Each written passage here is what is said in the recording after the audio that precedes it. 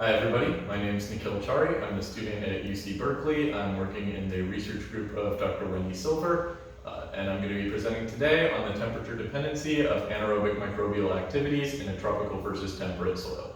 So the reason this is an important question to ask is what we're really asking here is what are the effects in conjunction of temperature and redox on these soil microbial processes. And we know that as we experience increased human-induced climate change, we're also going to see increased temperature and rainfall in humid regimes like the tropics and wetlands. And what this means is we're going to see a shift towards anaerobic processes that are lower on the redox ladder, so like CH4 production and iron production. And the reason these processes are super important is, well, CH4 production, CH4 or methane is a gas with 20 times more radiative forcing potential than carbon dioxide, CO2, and iron reduction is actually a really important predictor of greenhouse gas fluxing in soil organic matter storage. So what we wanted to ask is how can simultaneous variations in redox and temperature affect these soil biogeochemical processes, including CO2 production, methane production, and iron reduction? And so we answered this question through a fully factorial 4-week soil incubation study where we looked at soils from Puerto Rico, which was from a tropical forest soil, and from California, which was from a temperate wetland site. We incubated these at 3 temperature points for oxic and anoxic samples. We gas sampled periodically for CO2, CH4, and N2O. We sampled at the end of each week for reduced iron, and at the end of the first and final weeks for soil microbial biomass.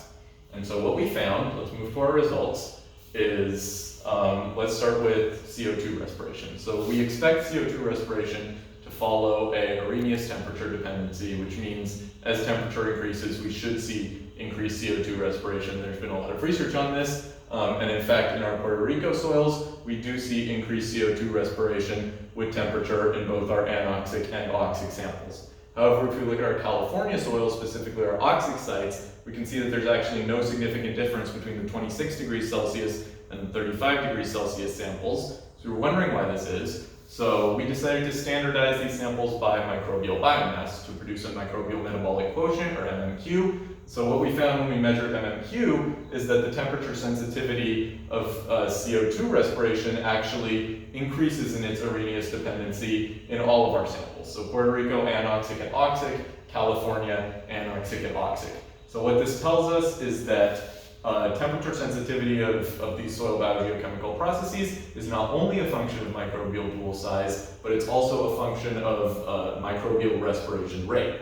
So we wanted to move on to anaerobic processes and see if these are also dominated by the same temperature dependency, and the answer is they are definitely not. And in fact, they exhibit very different temperature dependencies in California and Puerto Rico soils. So if we look at our Puerto Rico soils first, we can see there's a big difference between 8 degrees Celsius and 26 degrees Celsius in both CH4 production and iron reduction, which are 2 anaerobic processes. There's no significant change between 26 degrees Celsius and 35 degrees Celsius. And we observe the opposite trend if we look at our California results. So we can see there's no significant change between 8 degrees Celsius and 26 degrees Celsius for CH4 production and iron reduction, but there's a big increase between 26 degrees Celsius and 35 degrees Celsius. And so what these results tell us is that anaerobic processes like CH4 production and iron reduction cannot be predicted by the same temperature sensitivity trends as CO2 respiration. We also wanted to ask, why is there such a big difference between the California and the Puerto Rico soil? And the answer may lie in soil organic matter. So for example, California soils have a lot more soil organic matter storage than Puerto Rico soils. That's why they're much darker.